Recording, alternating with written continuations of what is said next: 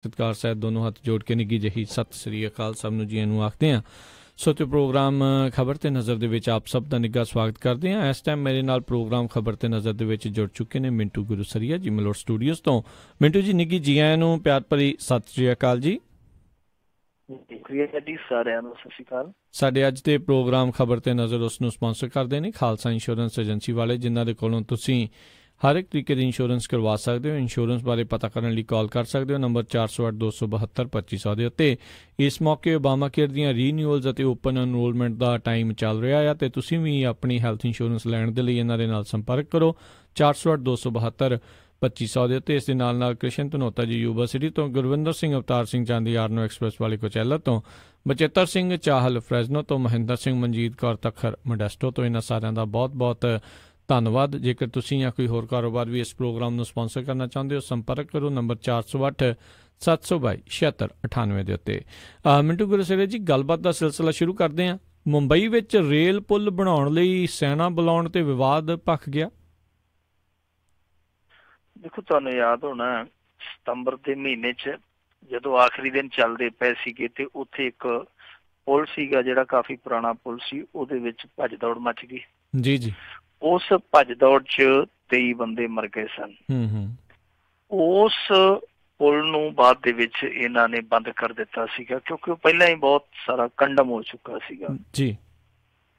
ਉਸ ਪੁਲ ਨੂੰ ਬਣਾਉਣਾ ਇਹਨਾਂ ਨੇ ਤੈਅ ਕੀਤਾ ਕਿ 31 ਜਨਵਰੀ ਤੱਕ ਅਸੀਂ ਬਣਾ ਖਤਨਾ। ਉਹ ਜਿਹੜੀ ਡੈਡਲਾਈਨ ਹੈ।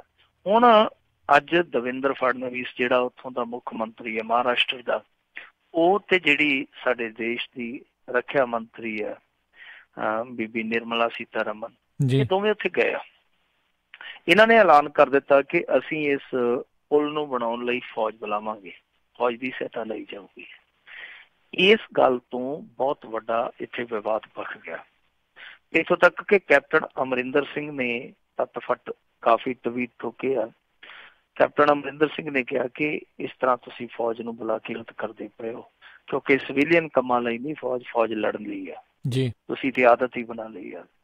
ਜੇ ਕਿਤੇ ਕੋਈ ਵਿਪਤਾ ਆ ਜਾਵੇ ਚਲੋ ਠੀਕ ਹੈ, ਉਦੋਂ ਮਜਬੂਰੀ ਬਸ ਫੌਜ ਨੂੰ ਬੁਲਾਇਆ ਜਾਂਦਾ, ਪਰ ਇਸ ਤਰ੍ਹਾਂ ਸਿਵਿਲੀਅਨ ਕੰਮਾਂ ਲਈ ਤੇ ਤੁਸੀਂ ਕੱਲ ਨੂੰ ਫਿਰ ਏਦਾਂ ਕਰੋ ਕਿ ਜੇ ਨਹੀਂ ਕੰਮ ਕਰ ਸਕਦਾ, ਇਹ ਸਾਰੇ ਕੰਮ ਕਰ ਜਿਹੜੇ ਤੁਸੀਂ ਸਰਕਾਰ ਦੇ ਰੇਲਵੇ ਨੂੰ ਸੌਂਪ ਦਿਓ ਤੇ ਰੇਲਵੇ ਆਪੇ ਗਾਂ ਫੌਜ ਨਾਲ ਟਾਈ ਅਪ ਕਰ ਲਵੇ। ਕੈਪਟਨ ਅਮਰਿੰਦਰ ਸਿੰਘ ਨੇ ਕਾਫੀ ਸਖਤ ਆਲੋਚਨਾ ਕੀਤੀ ਹੈ। ਹੋਰ ਵੀ ਨੇਤਾ ਨੇ ਜਿਨ੍ਹਾਂ ਨੇ ਇਸ ਗੱਲ ਦੀ ਆਲੋਚਨਾ ਕੀਤੀ ਹੈ। ਵੈਸੇ ਇਹ ਪਹਿਲਾ ਮੌਕਾ ਨਹੀਂ ਜਦੋਂ ਇਹੋ ਜਿਹੇ ਫੈਸਲੇ ਇਹਨਾਂ ਦੀ ਆਲੋਚਨਾ ਹੋਈ ਹੋਵੇ। ਤੁਹਾਨੂੰ ਯਾਦ ਹੋਣਾ ਇੱਕ ਸ੍ਰੀ ਰਵੀ ਸ਼ੰਕਰ ਆ, ਵੈਸੇ ਸਿਰੀਆਂ ਉਹਦੇ ਤੇ ਕਈ ਲੱਗਦੀਆਂ, 3-4 ਲੱਗਦੀਆਂ। ਅੱਜ ਕੱਲ ਉਹ ਸਾਲਸੀ ਬਣਦਾ ਫਿਰਦਾ ਕਿ ਅਯੁੱਧਿਆ ਦਾ ਮਸਲਾ ਮੈਂ ਹੱਲ ਕਰਾਉਣਾ। ਹਾਲਾਂਕਿ ਹਿੰਦੂ ਮਹਾਸਭਾ ਵਾਲੇ ਚ ਕਹਿੰਦੇ ਆ ਕਿ ਜਿਹੜਾ ਬੰਦਾ ਅੱਜ ਤੱਕ ਰਾਮ ਲੱਲਾ ਦੇ ਦਰਸ਼ਨ ਹੀ ਨਹੀਂ ਕਰ ਸਕਿਆ, ਅਸੀਂ ਉਹਨੂੰ ਵਿਚੋਲਾ ਕਿਉਂ ਪਾਈਏ। ਉਸੇ ਸ੍ਰੀ ਰਵੀ ਸ਼ੰਕਰ ਨੇ ਯਮੁਨਾ ਦੇ ਕੰਢੇ ਤੇ ਇੱਕ ਪ੍ਰੋਗਰਾਮ ਆਯੋਜਿਤ ਕੀਤਾ ਸੀਗਾ। ਹਾਲਾਂਕਿ ਨੈਸ਼ਨਲ ਗ੍ਰੀਨ ਟ੍ਰਿਬਿਊਨਲ ਨੇ ਉਸ ਪ੍ਰੋਗਰਾਮ ਨੂੰ ਰੋਕਣ ਲਈ ਕਾਫੀ ਜ਼ੋਰ ਲਾਇਆ, ਪਰ ਕਿਉਂਕਿ ਪਿੱਛੇ ਪ੍ਰਧਾਨ ਮੰਤਰੀ ਦਾ ਜ਼ੋਰ ਲੱਗਾ ਹੋਇਆ ਸੀ, ਉਹਨਾਂ ਦਾ ਜ਼ੋਰ ਚੱਲਿਆ ਨਹੀਂ। ਤਾਂ ਉਸ ਸਮੇਂ ਵੀ ਉੱਥੇ ਫੌਜ ਬੁਲਾਈ ਗਈ ਸੀ। ਇਹ ਪਹਿਲਾ ਮੌਕਾ ਸੀ ਜਦੋਂ ਕਿਸੇ ਸਾਧ ਦੇ ਲਈ ਫੌਜ ਮੰਗਾਈ ਗਈ, ਔਰ ਫੌਜ ਮੰਗਾ ਕੇ ਰਾਤੋਂ ਰਾਤ ਉੱਥੇ ਪੁਲ ਬਣਾਇਆ ਗਿਆ ਸੀਗਾ। ਉਦੋਂ ਵੀ ਬਹੁਤ ਆਲੋਚਨਾ ਹੋਈ ਸੀ ਕਿ ਕੀ ਹੁਣ ਜਿਹੜੀ ਸਾਡੀ ਫੌਜ ਆ ਉਹ ਇਹੋ ਜਿਹੇ ਪਖੰਡੀਆਂ ਦੇ ਕੰਮ ਕਰੂਗੀ ਜਾ ਕੇ। ਕੱਲ ਨੂੰ ਤੁਸੀਂ ਤੇ ਉਹਨਾਂ ਦੇ ਕਹੋਗੇ ਕਿ ਜਾ ਕੇ ਉੱਥੇ ਡੇਰੇ ਵੀ ਸਾਫ਼ ਕਰ ਰਹੇ ਹੋ, ਝਾੜੂ ਫੜਾ ਦਿਓਗੇ ਫੌਜ ਨੂੰ, ਕੀ ਇਹ ਫੌਜ ਇਹਨਾਂ ਵਾਸਤੇ ਰੱਖੀ ਗਈ ਆ? ਉਦੋਂ ਬਹੁਤ ਵੱਡਾ ਵਿਵਾਦ ਭਖਿਆ ਸੀ, ਪਰ ਫਿਰ ਹੌਲੀ ਹੌਲੀ ਉਹ ਵਿਵਾਦ ਬੈਠ ਗਿਆ, ਕਿਉਂਕਿ ਨੈਸ਼ਨਲ ਗ੍ਰੀਨ ਟ੍ਰਿਬਿਊਨਲ ਨੇ ਸ੍ਰੀ ਰਵੀ ਸ਼ੰਕਰ ਤੇ ਕਾਫੀ ਮੋਟਾ ਜੁਰਮਾਨਾ ਠੋਕ ਦਿੱਤਾ ਸੀਗਾ ਔਰ ਉਹਦੇ ਚ ਮੇਰੇ ਖਿਆਲ ਦੇ ਨਾਲ ਫੌਜ ਦਾ ਵੀ ਖਰਚਾ ਪਾਇਆ ਗਿਆ ਸੀਗਾ। ਦੂਜੀ ਹੁਣ ਜਿਹੜੀ ਇਸ ਵੇਲੇ ਇਹ ਇੱਕ ਬਹਿਸ ਭਖੀ ਹੋਈ ਆ, ਇਹਦੇ ਚ ਕਾਫੀ ਨੇਤਾ ਜਿਹੜੇ ਉਹ ਕਿੰਤੂ ਪਰੰਤੂ ਕਰਦੇ ਪਏ। ਹਾਲਾਂਕਿ ਭਾਰਤੀ ਜਨਤਾ ਪਾਰਟੀ ਵੱਲੋਂ ਦੇਰ ਸ਼ਾਮ ਤੱਕ ਕੋਈ ਵੀ ਅਧਿਕਾਰਤ ਬਿਆਨ ਨਹੀਂ ਆਇਆ ਕਿ ਅਸੀਂ ਫਿੰਸਟਨ ਰੋਡ ਤੇ ਜਿਹੜਾ ਪੁਲ ਆ ਉਹਨੂੰ ਬਣਾਉਣ ਲਈ ਫੌਜ ਭੇਜਦੇ ਹਾਂ ਜਾਂ ਨਹੀਂ ਭੇਜਦੇ, ਜਾਂ ਅਸੀਂ ਇਸ ਰਾਏ ਦੇ ਨਾਲ ਮੁਤਫਿਕ ਹਾਂ ਜਾਂ ਅਸੀਂ ਅਸਹਿਮਤੀ ਰੱਖਦੇ ਹਾਂ। ਪਾਰਟੀ ਵੱਲੋਂ ਕਿਸੇ ਕਿਸਮ ਦੀ ਕੋਈ ਨਾ ਤੇ ਪ੍ਰਵਾਨਗੀ ਆਈ ਆ, ਨਾ ਕੋਈ ਇਸ ਤਰ੍ਹਾਂ ਦਾ ਇਹਨਾਂ ਦਾ ਕੋਈ ਪ੍ਰਤੀਕਰਮ ਆਇਆ ਜਿਹਨੂੰ ਆਪਾਂ ਕਹੀਏ ਕਿ ਇਹਨਾਂ ਨੇ ਨਕਾਰਿਆ ਉਸ ਚੀਜ਼ ਨੂੰ, ਨਾ ਸਵਕਾਰਿਆ ਨਾ ਨਕਾਰਿਆ। ਤਾਂ ਇਸ ਸਮੇਂ ਲੱਗਦਾ ਇਹੋ ਹੀ ਆ ਕਿ ਇਹਨਾਂ ਨੇ ਫੌਜ ਬੁਲਾ ਲੈਣੀ ਆ ਉਸ ਪੁਲ ਨੂੰ ਬਣਾਉਣ ਲਈ। ਹੋ ਸਕਦਾ ਜੇ ਤੇ ਸਿਆਸੀ ਦਬਾਅ ਵੱਧ ਜਾਵੇ ਤੇ ਇਹ ਫੌਜ ਨਾ ਬੁਲਾਉਣ, ਪਰ ਉੱਦਾਂ ਜਾਪਦਾ ਇਹੋ ਹੀ ਆ ਕਿ ਬੁਲਾ ਕੇ ਇਸ ਫੌਜ ਤੋਂ ਹੱਥੋਂ ਇਸ ਪੁਲ ਦਾ ਜਿਹੜਾ ਉਹ ਨਿਰਮਾਣ ਕਰਵਾਉਣਗੇ। ਵੈਸੇ ਤੁਹਾਨੂੰ ਪਤਾ ਹੀ ਆ ਕਿ ਸੰਘੀਆਂ ਦੇ ਹੱਥ ਡਫਲੀ ਤੇ ਜੱਗੋਂ ਤੇਰਵੇਂ ਆ ਗਿਆ, ਅੱਜ ਕੱਲ੍ਹ ਇਹਨਾਂ ਦੇ ਜੱਗੋਂ ਤੇਰਵੇਂ ਆ ਗਿਆ। ਪਰ ਦੇਖੋ ਇਸ ਤਰ੍ਹਾਂ ਦਾ ਮੌਕਾ ਜਿਹੜਾ ਉਹ ਬਹੁਤ ਕਦੀ ਕਦਾਈ ਆਇਆ ਅੱਗੇ, ਔਰ ਜਦੋਂ ਵੀ ਆਇਆ ਇਹੋ ਜਿਹੇ ਮੌਕਿਆਂ ਤੇ ਬਹਿਸ ਜ਼ਰੂਰ ਛਿੜਦੀ ਹੈ। ਤੁਹਾਨੂੰ ਯਾਦ ਹੋਣਾ ਜਦੋਂ ਚੀਨ ਦੇ ਨਾਲ ਜੰਗ ਲੱਗਾ ਸੀਗਾ ਨਾ, ਤੇ ਉਸ ਸਮੇਂ ਦਾ ਵੀ ਜਿਹੜਾ ਫੌਜਾਂ ਦਾ ਜਰਨੈਲ ਸੀਗਾ, ਉਸ ਜਰਨੈਲ ਨੇ ਇਹੋ ਜਿਹੀਆਂ ਗਲਤੀਆਂ ਕੀਤੀਆਂ ਸੀ। ਉਧਰ ਚੀਨ ਸਿਰ ਤੇ ਚੜ ਕੇ ਬੈਠਾ ਸੀਗਾ ਤੇ ਜਿਹੜੀ ਭਾਰਤੀ ਫੌਜ ਆ ਉਹ ਨਿਰਮਾਣ ਭਵਨ 'ਚ ਲੱਗੀ ਹੋਈ ਸੀਗੀ, ਫਿਰ ਉਹਨਾਂ ਨੇ ਜਿਹੜੇ ਨਿਰਮਾਣ ਡੇਗੇ ਸਨ ਉਹ ਤੁਹਾਨੂੰ ਪਤਾ ਹੀ ਹੈ। ਸੋ ਇਹੋ ਜਿਹੀਆਂ ਗਲਤੀਆਂ ਨਹੀਂ ਕਰਨੀਆਂ ਚਾਹੀਦੀਆਂ।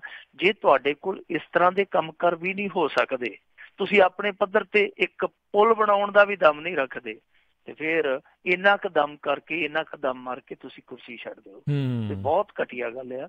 ਫੌਜ ਨੂੰ ਬਾਰਡਰ ਤੇ ਰਹਿਣ ਦੇਣਾ ਚਾਹੀਦਾ।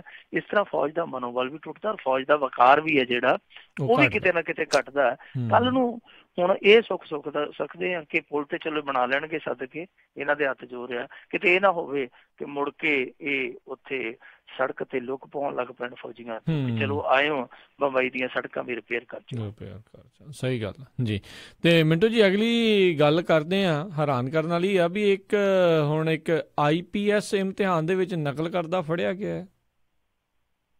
ਇਹ ਕੱਚਾ ਹੀ ਹੋਣਾ ਖਿਡਾਰੀ, ਜੇ ਤੇ ਪੱਕਾ ਹੁੰਦਾ ਤੇ ਫਿਰ ਤੇ ਟੱਪ ਜਾਂਦਾ ਸ਼ਾਇਦ। ਦੇਖੋ ਇਹ IPS ਸੀਗਾ ਜਿਹੜਾ, ਇਹਨੂੰ ਮਾਰਾ ਗਿਆ ਲਾਲਚ। ਕਹਿੰਦੇ ਹੁੰਦੇ ਆ ਨਾ ਕਿ ਲਾਲਚ ਬੁਰੀ ਬਲਾ। ਅਸੀਂ ਛੋਟੇ ਹੁੰਦੇ ਉਹ ਕਿਤਾਬ 'ਚ ਪੜ੍ਹਦੇ ਹੁੰਦੇ ਸੀਗੇ, ਜਿਹਦਾ ਥੱਲੇ ਕਹਾਣੀ ਦਾ ਸਾਰਾਂਸ਼ ਹੁੰਦਾ ਸੀਗਾ ਕਿ ਲਾਲਚ ਬੁਰੀ ਬਲਾ। ਇਹ ਬੰਦਾ IPS ਭਰਤੀ ਹੋ ਗਿਆ, IPS ਸਿਲੈਕਟ ਹੋ ਗਿਆ, ਪ੍ਰੋਬੇਸ਼ਨ ਤੇ ਚੱਲਦਾ ਪਿਆ ਸੀਗਾ ਤਾਮਿਲਨਾਡੂ ਦੇ ਵਿੱਚ। ਇਹਦਾ ਨਾਂ ਸੀਗਾ ਸਬੀਰ ਕਰੀਮ। ਸਬੀਰ ਕਰੀਮ ਇੱਥੋਂ ਤੱਕ ਕਿਵੇਂ ਪਹੁੰਚਿਆ ਇਹ ਵੀ ਹੁਣ ਆਪਣੇ ਆਪ ਦੇ ਵਿੱਚ ਇੱਕ ਸਵਾਲ ਹੋਏਗਾ ਨਾ, ਕਿ ਜਿਹੜਾ IPS ਬਣ ਕੇ ਨਕਲ ਮਾਰਦਾ ਪਿਆ ਸੀ, ਤੇ ਜਦੋਂ ਉਹ ਹੋਏਗਾ ਲਫੰਗਾ ਪਰਿੰਦਾ ਉਸ ਸਮੇਂ ਕਿਹੜੀ ਘੱਟ ਗੁਜ਼ਰਦਾ ਹੋਊਗਾ, ਜਦੋਂ ਭਾਰਤੀ ਜੀਵਨ ਵਿੱਚ ਹੋਊਗਾ। ਸੋ ਹੁਣ ਉਹਦੇ ਕੈਰੀਅਰ ਤੇ ਸਵਾਲੀਆ ਨਿਸ਼ਾਨ ਲੱਗੇਗਾ। ਇਹ ਅਸਲ ਦੇ ਵਿੱਚ IPS ਭਰਤੀ ਹੋ ਕੇ ਜਿਹੜਾ ਪ੍ਰੋਬੇਸ਼ਨ ਪੀਰੀਅਡ ਹੈ, ਇਸੇ ਦੌਰਾਨ UPSC ਦਾ ਇਹ ਐਗਜ਼ਾਮ ਦਿੰਦਾ ਪਿਆ ਸੀਗਾ। ਉਸ ਐਗਜ਼ਾਮ ਨੂੰ ਇਹ ਪਾਸ ਕਰਨ ਲਈ ਇਹੋ ਜਿਹਾ ਹਰਬਾ ਵਰਤ ਕੇ ਬਹਿ ਗਿਆ ਕਿ ਹੁਣ ਜਿਵੇਂ ਪੰਜਾਬੀ ਹੁੰਦਾ ਨਾ, ਦੁੱਧਾ ਮੇ ਦੋਨੋਂ ਗਏ, ਨਾ ਰਾਮ ਨਾ ਮਾਇਆ ਮਿਲੀ ਰਾਮ, ਨਾ ਤੇ ਹੁਣ IAS ਬਣਿਆ ਜਾ ਰਿਹਾ ਤੇ ਨਾ ਹੀ IPS ਰਿਹਾ। ਅਸਲ ਦੇ ਵਿੱਚ ਕੀ ਸੀਗਾ ਕਿ ਇਸ ਬੰਦੇ ਨੂੰ ਇਹ ਧੁਨ ਸਵਾਰ ਹੋ ਗਈ ਕਿ ਮੈਂ ਜੀ IAS ਬਣਨਾ। ਸੋ ਇਹਨੇ ਪੇਪਰ ਦੇਣਾ ਸੀਗਾ। ਜਦੋਂ ਪੇਪਰ ਦੇ ਵਿੱਚ ਬੈਠਾ ਤੇ ਫਿਰ ਇਹਨੇ ਬਲੂਟੁੱਥ ਲਾ ਲਿਆ। ਜਦੋਂ ਬਲੂਟੁੱਥ ਲਾਇਆ, ਉਹ ਜਿਹੜੇ ਨਿਗਰਾਨ ਬੈਠੇ ਸਨ ਉਹਨਾਂ ਨੇ ਕਿ ਇੱਕ ਗੜਬੜੀ ਆ। ਫਿਰ ਇਹਦੀ ਤਲਾਸ਼ੀ ਲਈ ਗਈ ਤੇ ਉਹ ਸਾਰਾ ਮਸਲਾ ਜਿਹੜਾ ਉਹ ਸਾਹਮਣੇ ਆ ਗਿਆ ਜੀ। ਤੁਹਾਨੂੰ ਪਤਾ ਹੀ ਹੈ ਕਿ UPSC ਦੇ ਜਿਹੜੇ ਇਮਤਿਹਾਨ ਹੁੰਦੇ ਆ ਉਹਨਾਂ 'ਚ ਬਹੁਤ ਸਖਤਾਈ ਹੁੰਦੀ ਆ। ਇਹ ਹਿਲਜੁਲ ਕੁਛ ਜ਼ਿਆਦਾ ਕਰਦਾ ਪਿਆ ਸੀ। ਜਦੋਂ ਨਿਗਰਾਨਾਂ ਨੇ ਨਿਗਾਹ ਲਾ ਕੇ ਦੇਖਿਆ ਤੇ ਇਹਦੇ ਕੰਨ 'ਚ ਬਲੂਟੁੱਥ ਸੀ, ਔਰ ਜਿਹੜਾ ਬਲੂਟੁੱਥ ਸੀਗਾ ਉਹ ਇਹਦੇ ਟੈਲੀਫੋਨ ਨਾਲ ਕਨੈਕਟਡ ਸੀ, ਤੇ ਜਿਹੜਾ ਟੈਲੀਫੋਨ ਸੀਗਾ ਉਹ ਇਹਦੀ ਵਾਈਫ ਦੇ ਟੈਲੀਫੋਨ ਨਾਲ ਕਨੈਕਟਡ ਸੀ। ਯਾਨੀ ਉਹ ਸਾਰੇ ਆਨਸਰ ਹੈ ਜਿਹੜੇ ਕਾਲ ਦੇ ਜ਼ਰੀਏ ਇਹਨੂੰ ਦੱਸਦੀ ਪਈ ਸੀਗੀ। ਹੁਣ ਜਿਵੇਂ ਉਹ ਪੰਜਾਬੀ ਚਾਹੁੰਦੇ ਨੇ ਆਪ ਡੁੱਬਿਓ ਬਾਹਮਣਾ ਜਜਮਾਨ ਵੀ ਡੁੱਬੇ, ਇਹਨੂੰ ਤੇ ਉੱਥੇ ਫੜ ਹੀ ਲਿਆ ਗਿਆ। ਜਿਹੜਾ ਬੰਦਾ ਖੁਦ IPS ਆ ਉਹਨੂੰ ਤੇ ਹੱਥ ਕੜੀ ਲੱਗੀ ਹੋਈ ਲੱਗੀ ਹੈ, ਨਾਲ ਇਹਦੀ ਬੀਵੀ ਤੇ ਵੀ ਪਰਚਾ ਦਰਜ ਹੋ ਗਿਆ। ਯਾਨੀ ਨਾ ਤੇ IAS ਪਾ ਸਕਿਆ ਨਾ IPS ਲੈ ਸਕਿਆ, ਪਾਸੇ ਦੱਬ ਗਿਆ। ਉਦੋਂ ਸਾਡੇ ਇੱਥੇ ਹਾਲਾਤ ਇਹੋ ਜਿਹੇ ਆ। ਸਾਡੇ ਅੰਮ੍ਰਿਤਸਰ ਦੇ ਵਿੱਚ ਇੱਕ ਪੁਲਿਸ ਕਮਿਸ਼ਨਰ ਹੁੰਦਾ ਸੀ, ਹੁਣ ਹੈ ਜਾਂ ਨਹੀਂ ਹੈਗਾ। ਬਾਦਲ ਸਰਕਾਰ ਵੇਲੇ ਉਹ ਅੜਕੇ ਹੀ ਰਿਹਾ, ਅੜਕੇ ਨਹੀਂ ਅੜਕੇ ਇੱਥੇ ਆ ਗਿਆ। ਉਸ ਬੰਦੇ ਤੇ ਵੀ ਬਿਹਾਰ ਦੇ ਵਿੱਚ FIR ਦਰਜ ਸੀ ਕਿ ਉਸ ਬੰਦੇ ਨੇ ਫਰਜ਼ੀ ਡਿਗਰੀ ਹਾਸਲ ਕੀਤੀ ਹੈ। ਕਮਾਲ ਦੀ ਗੱਲ ਆ ਕਿ ਬਿਹਾਰ ਦੀ ਪੁਲਿਸ ਦੇ ਕਾਗਜ਼ਾਂ ਦੇ ਵਿੱਚ ਉਹ ਬੰਦਾ ਵਾਂਟਡ ਸੀਗਾ, ਲੋੜੀਂਦਾ ਸੀਗਾ ਪੁਲਿਸ ਨੂੰ। ਇੱਥੇ ਸਾਡੇ ਉਹ ਲੋੜੀਂਦੇ ਮੁਲਜ਼ਮਾਂ ਨੂੰ ਫੜਦਾ ਫਿਰਦਾ ਸੀਗਾ। ਇੱਥੇ ਇਹੋ ਜਿਹੀਆਂ ਕਹਾਣੀਆਂ ਆਈਆਂ ਨੇ ਸਾਹਮਣੇ। ਬਿਹਾਰ ਦੇ ਵਿੱਚੋਂ ਤੁਸੀਂ ਉਹ ਵੀ ਦੇਖਿਆ ਹੋਣਾ ਨਾ, ਕਿੱਦਾਂ ਇੱਕ ਬੀਬੀ ਟੌਪਰ ਬਣ ਗਈ ਸੀਗੀ ਜੀ ਟੌਪਰ ਬਣ ਗਈ। ਮੁੜ ਕੇ ਪੱਤਰਕਾਰ ਚਲੇ ਗਏ, ਪੱਤਰਕਾਰਾਂ ਜਾ ਕੇ ਪੁੱਛਿਆ ਤੇ ਉਹਨੂੰ ਆਪਣੇ ਸਬਜੈਕਟ ਦਾ ਨਾਂ ਲੈਣਾ ਹੀ ਨਹੀਂ ਆਇਆ। ਫਿਰ ਬਾਅਦ ਦੇ ਵਿੱਚ ਉਹਨੂੰ ਉੱਥੇ ਬੋਰਡ ਵਾਲਿਆਂ ਨੇ ਸੱਦ ਲਿਆ, ਉਹਨਾਂ ਕਿਹਾ ਕਿ ਬੀਬਾ ਕੁਛ ਨਹੀਂ ਕਰਨਾ, ਤੂੰ ਉਹੀ ਕੁਐਸਚਨ ਪੇਪਰ ਤੈਨੂੰ ਦੇਣ ਲੱਗੇ ਆ ਜਿਹੜਾ ਕਿ ਤੂੰ ਹੱਲ ਕੀਤਾ ਸੀਗਾ ਪੇਪਰਾਂ 'ਚ ਬਹਿ ਕੇ, ਉਹੀ ਕੁਐਸਚਨ ਪੇਪਰ ਹੈ, ਆਹ ਆਨਸਰ ਸ਼ੀਟ ਆ, ਤੇ ਤੂੰ ਬੀਬੀ ਧੀ ਬਣ ਕੇ ਇੱਥੇ ਸਾਡੇ ਸਾਹਮਣੇ ਬਹਿ ਜਾ ਤੇ ਇਹ ਸਵਾਲ ਹੱਲ ਕਰ ਦੇ। ਕਮਾਲ ਦੀ ਗੱਲ ਆ ਕਿ ਉਹਨੇ ਜਦੋਂ 25-30 ਮਿੰਟ ਸਮਾਧੀ ਲਾ ਕੇ ਐ ਆਪਣੇ ਆਪ ਦੇ ਵਿੱਚ ਲੀਨ ਹੋ ਕੇ ਲਿਖਣਾ ਸ਼ੁਰੂ ਕੀਤਾ। 25-30 ਮਿੰਟਾਂ ਬਾਅਦ ਜਦੋਂ ਆਨਸਰ ਸ਼ੀਟ ਦੇ ਗਈ ਹੱਥ ਜੋੜ ਕੇ, ਤੇ ਉਹਦੇ 'ਚ ਲਿਖਿਆ ਸੀਗਾ ਜੈ ਬਜਰੰਗ ਬਲੀ ਅਬ ਮੈਂ ਆਪਣੇ ਘਰ ਕੋ ਚਲੀ। ਆਉਂਦਾ ਹੀ ਕੱਖ ਨਹੀਂ ਸੀ, ਆਉਂਦਾ ਹੀ ਕੱਖ ਨਹੀਂ ਸੀ। ਉਹ ਜੈ ਸ਼੍ਰੀ ਰਾਮ ਕਹਿ ਕੇ ਉਹਨਾਂ ਨੇ ਸ਼ੁਰੂ ਕੀਤਾ ਤੇ ਜੈ ਬਜਰੰਗ ਬਲੀ 'ਚ ਨਿਬੇੜ ਦਿੱਤਾ। ਸੋ ਇਹ ਇੱਥੋਂ ਦਾ ਸਾਡਾ ਇੱਕ ਤਸਵੀਰ ਦਾ ਦੂਸਰਾ ਪੱਖ ਆ ਕਿ ਠੀਕ ਆ ਕਿ ਇੱਥੇ ਡਿਗਰੀ ਹੋਲਡਰ ਜਿਹੜੇ ਆ ਉਹ ਨੌਕਰੀਆਂ ਤੱਕ ਵੀ ਪਹੁੰਚ ਜਾਂਦੇ ਆ, ਪਰ ਉਹਨਾਂ ਦੇ ਵਿੱਚ ਕੁਛ ਡਿਗਰੀ ਹੋਲਡਰ ਇਸ ਤਰ੍ਹਾਂ ਦੇ ਆ ਜਿਹੜੇ ਹੋਲਡਰ ਨਕਲ ਦਾ ਲਾ ਕੇ ਵਿੱਚ ਡਿਗਰੀ ਦਾ ਬਲਬ ਜਗਾਉਂਦੇ ਆ। ਇਹ IPS ਦਾ ਫੜਿਆ ਜਾਣਾ ਆਪਣੇ ਆਪ ਦੇ ਵਿੱਚ ਇੱਕ ਬਹੁਤ ਵੱਡਾ ਸਵਾਲੀਆ ਨਿਸ਼ਾਨ ਆ ਕਿ ਜਿਹੜਾ IPS ਬਣ ਕੇ ਵੀ ਨਕਲਚੀ ਦਾ ਨਕਲਚੀ ਰਿਹਾ, ਉਹ IPS ਬਣਨ ਤੋਂ ਪਹਿਲਾਂ ਇਮਾਨਦਾਰ ਰਿਹਾ ਹੋਊਗਾ, ਇਹ ਕਿਹੜਾ ਪੈਰਾਮੀਟਰ ਸਿੱਧ ਕਰੂਗਾ। ਜੀ ਜੀ ਅਗਲੀ ਆਪਾਂ ਮਿੰਟੂ ਜੀ ਗੱਲ ਕਰੀਏ, ਇੱਕ ਹੋਰ ਸਾਧ ਫਸ ਗਿਆ ਬਲਾਤਕਾਰ ਦੇ ਕੇਸ 'ਚ। ਦੇਖੋ ਮੇਰੇ ਖਿਆਲ ਦੇ ਨਾਲ ਜਿਹੜਾ 2-3 ਮਹੀਨਿਆਂ 'ਚ 60-70 ਵਾਲਾ ਦੌਰ ਚੱਲਿਆ ਸਾਧਾਂ ਦਾ, ਇਹਨਾਂ ਤੇ ਕਦੇ ਵੀ ਪੁੱਠਾ ਸਮਾਂ ਨਹੀਂ ਆਇਆ ਹੋਣਾ, ਕੋਈ ਬਚਿਆ ਹੀ ਨਹੀਂ ਹੈ। ਔਰ ਕੋਈ ਵੀ ਧਰਮ ਬਾਹਰ ਕੱਢ ਕੇ ਨਹੀਂ ਆਖ ਸਕਦਾ ਮੇਰੇ ਖਿਆਲ ਨਾਲ ਕਿ ਅਸੀਂ ਰਹਿ ਗਏ ਹਾਂ ਸੁੱਕੇ, ਸਾਰੇ ਬਦਨਾਮ ਹੋ ਗਏ ਆ। ਯੂਪੀ ਚੋਂ ਪਿਛਲੇ ਹਫ਼ਤੇ ਇੱਕ ਖਬਰ ਆਈ, ਦਿਲ ਨੂੰ ਦਹਿਲਾਉਣ ਵਾਲੀ ਖਬਰ ਸੀ। ਮਦਰਸੇ ਦੇ ਮੌਲਵੀ ਨੇ ਇੱਕ 10 ਸਾਲ ਦੀ ਬੱਚੀ ਜਿਹੜੀ ਕਿ ਉਹਦੇ ਕੋਲ ਤਾਲੀਮ ਲੈਣ ਆਉਂਦੀ ਸੀਗੀ, ਉਸ ਬੱਚੀ ਦੇ ਨਾਲ ਹੀ ਖੇ ਖਾਧੇ। ਮੌਲਵੀ ਫੜਿਆ ਗਿਆ ਔਰ ਉਸ ਮੌਲਵੀ ਦਾ ਰੁਤਬਾ ਬਹੁਤ ਉੱਚਾ ਸੁੱਚਾ ਸੀਗਾ। ਲੋਕ ਕਹਿੰਦੇ ਸੀਗੇ ਕਿ ਇਹ ਇਸ ਤਰ੍ਹਾਂ ਦਾ ਕੁਕਰਮ ਕਰ ਸਕਦਾ, ਅਸੀਂ ਤੇ ਕਦੇ ਜ਼ਹਿਨ ਦੇ ਵਿੱਚ ਇਹ ਸੋਚ ਵੀ ਨਹੀਂ ਲਿਆ ਸਕਦੇ ਕਿ ਬੰਦਾ ਇੰਨਾ ਚੰਗਾ ਸੀਗਾ। ਫਿਰ ਉਸ ਤੋਂ ਪਹਿਲਾਂ ਤੁਹਾਨੂੰ ਯਾਦ ਹੋਣਾ ਕਿ ਇੱਕ ਜੈਨੀਆਂ ਦਾ ਮੁਨੀ ਫੜਿਆ ਗਿਆ ਜਿਹੜਾ ਹੈ ਵੀ 44-45 ਸਾਲ ਦਾ ਸੀਗਾ, ਉਹਨੂੰ ਗ੍ਰਿਫਤਾਰ ਕੀਤਾ ਗਿਆ। ਉਸ ਤੋਂ ਪਹਿਲਾਂ ਰਾਜਸਥਾਨ ਦਾ ਫਲਹਾਰੀ ਬਾਬਾ, ਵੈਸੇ ਸਾਡੇ ਪੰਜਾਬੀ ਉਹਨੂੰ ਫਲਹਿਰੀ ਬਾਬਾ ਹੀ ਕਹੀ ਜਾਂਦੇ ਸੀ, ਅਸੀਂ ਕਿਹਾ ਫਲਹਿਰੀ ਨਹੀਂ ਹੋਈ ਉਹਨੂੰ, ਉਹ ਫਲਹਾਰੀ ਬਾਬਾ ਇਕੱਲਾ ਫਲਾਂ ਤੇ ਰਹਿੰਦਾ, ਉਹ ਫੜਿਆ ਗਿਆ। 70-80 ਸਾਲ ਦਾ ਉਹ ਸੀਗਾ। ਆਸਾਰਾਮ ਵੀ ਇੰਨੇ ਕੁ ਦਾ ਸੀਗਾ। ਫਿਰ ਇਹਨਾਂ ਸਾਰੇ ਬਾਬਿਆਂ ਚੋਂ ਜਿਹੜਾ ਸਿਰੇ ਦਾ ਬਾਬਾ, ਉਹ ਤੇ ਤੁਹਾਨੂੰ ਪਤਾ ਹੀ ਹੈ ਉਹ ਕੌਣ ਆ, ਉਹ ਅੱਜ ਕੱਲ੍ਹ ਕਿੱਥੇ ਬੈਠਾ। ਸੋ ਇਸ ਤਰ੍ਹਾਂ ਸਾਡੇ ਪੰਜਾਬ ਦੇ ਵਿੱਚੋਂ ਇੱਕ ਪਾਦਰੀ ਫੜਿਆ ਗਿਆ। ਫਿਰ ਪਰੇ ਗੁਰਦਾਸਪੁਰ ਨੂੰ ਚਲੇ ਜਾਈਏ, ਉਹਦਾ ਤੇ ਨਾਂ ਲੈਣ ਦੀ ਲੋੜ ਹੀ ਨਹੀਂ, ਇਕੱਲਾ ਗੁਰਦਾਸਪੁਰ ਹੀ ਬਹੁਤ ਆ। ਤੋ ਉਹ ਸਾਹਮਣੇ ਆ ਗਿਆ, ਕੋਈ ਵੀ ਸੁੱਕਾ ਨਹੀਂ ਰਹਿ ਗਿਆ, ਕੋਈ ਵੀ ਸੁੱਕਾ ਨਹੀਂ ਰਹਿ ਗਿਆ। ਹੁਣ ਇਹ ਜਿਹੜਾ ਮਾਮਲਾ ਸਾਹਮਣੇ ਆਇਆ, ਇਹ ਦਰਅਸਲ ਇੱਕ ਕੁੜੀ ਨੇ ਸਾਹਮਣੇ ਲਿਆਂਦਾ। ਉਹ ਕਹਿੰਦੀ ਕਿ ਮੈਂ ਬਚਪਨ 'ਚ ਬਿਮਾਰ ਹੋ ਗਈ ਸੀਗੀ ਤੇ ਮੇਰਾ ਮਾਂ-ਬਾਪ ਇਹਦੇ ਕੋਲ ਲੈ ਗਿਆ ਕਿਉਂਕਿ ਇਹਦੀ ਬਹੁਤ ਸੋਭਾ ਸੀ। ਦਿੱਲੀ ਤੋਂ ਲੈ ਕੇ ਜੋਧਪੁਰ ਤੱਕ ਇਹਦੇ ਆਸ਼ਰਮ ਆ ਔਰ ਇਹਦਾ ਨਾਮ ਹੈ ਸੁੰਦਰਦਾਸ। ਬਾਬਾ ਸੁੰਦਰਦਾਸ ਸੋਚ ਸੁੰਦਰ ਨਹੀਂ ਸੀ ਰੱਖਦਾ। ਉਹ ਕਹਿੰਦੀ ਹੈ ਕਿ ਮੈਂ ਠੀਕ ਹੋ ਗਈ, ਪਤਾ ਨਹੀਂ ਰੱਬ ਦਾ ਭਾਣਾ ਸੀਗਾ ਜਾਂ ਇਹਦੀ ਕਰਾਮਾਤ ਸੀਗੀ, ਤੇ ਮੇਰੇ ਮਾਂ-ਬਾਪ ਇਹਦੇ ਭਗਤ ਬਣ ਗਏ। ਮੁੜ ਕੇ ਮੈਂ ਵੀ ਉਸ ਡੇਰੇ 'ਚ ਉਸ ਆਸ਼ਰਮ 'ਚ ਆਉਣ ਲੱਗ ਪਈ ਤੇ ਇਸ ਬੰਦੇ ਨੇ ਪਹਿਲਾਂ ਵਿਆਹ ਕਰਵਾਇਆ, ਮੁੜ ਕੇ ਮੇਰਾ ਤਲਾਕ ਹੋ ਗਿਆ। ਤਲਾਕ ਵੀ ਇਸ ਕਰਕੇ ਹੋਇਆ ਕਿਉਂਕਿ ਇਸ ਬੰਦੇ ਨੇ ਬਹੁਤ ਜ਼ਿਆਦਾ ਭਰਮਾਂ 'ਚ ਪਾ ਦਿੱਤਾ ਕਿ ਜੇ ਤੂੰ ਇਹਨੂੰ ਨਾ ਛੱਡਿਆ ਨੁਕਸਾਨ ਬਹੁਤ ਹੋਊ।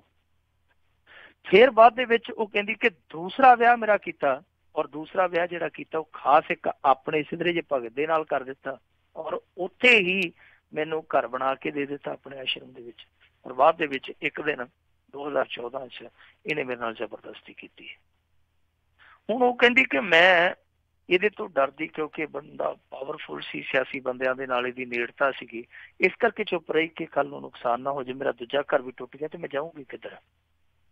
ਹੁਣ ਕਹਿੰਦੀ ਕਿ ਜਦੋਂ ਸਰਸੇ ਵਾਲਾ ਟੰਗਿਆ ਗਿਆ, ਹੁਣ ਮੇਰੇ ਮਨ ਨੂੰ ਵੀ ਹੌਸਲਾ ਹੋਇਆ ਕਿ ਮਣਾ ਤੂੰ ਵੀ ਚੱਕ ਦੇ ਫਟਾ, ਕੁਛ ਨਹੀਂ ਹੁੰਦਾ।